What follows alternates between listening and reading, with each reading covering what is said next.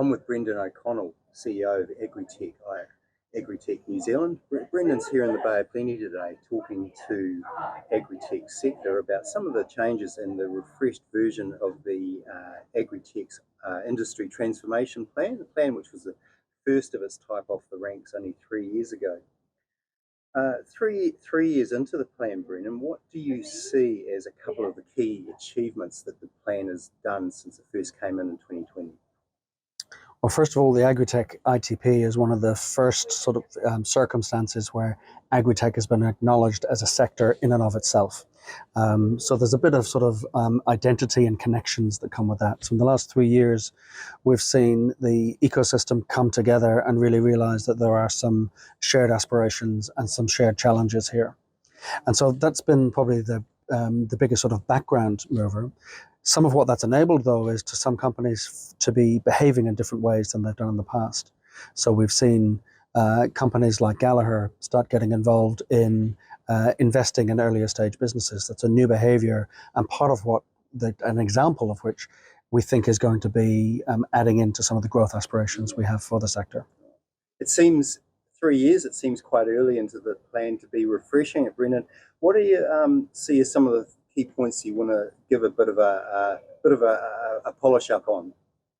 Well, I guess as the Agritech ITP was the first of the industry transformations to be launched, that was sort of a blessing and a curse in many ways. Also some very strange years across those 3 years. I think all of us would agree there was a lot of strange things happening.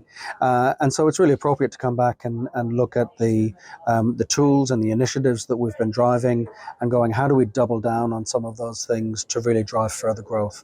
So the original plan was actually for 2 years. It got extended because of COVID conditions for 3. So it was always the plan to step through and to continue learning. Yeah, right. One of the things that has come out of the refresh is giving a clearer idea of the plan's purpose around the value that it contributes to the economy by 2030. What were some of the numbers that have come out around that? So yeah, we've set some specific growth aspirations. We're nominally looking at the sector as currently being 1.6 billion based on data that's been collected through the TIN report. And we believe the sector can grow to 8 billion by 2030. When we start unpacking what that really means, that's a real aspirational growth rate. That really means that we will have, 10 new businesses that are similar to Gallagher and LIC right now, some of our largest businesses in the Agritech sector. We're going to have 20 new businesses that will be trading between 50 and 200 million.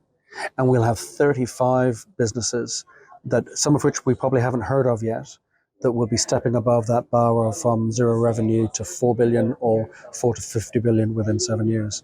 So there's some pretty big stretch goals there, but we also see evidence of why we believe that's possible.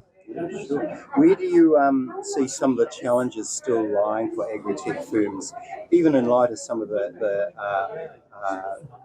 improvements that the original plan has brought along? What are some of the challenges still underlying Agritech firms wanting to grow to those sort of sizes, Brendan?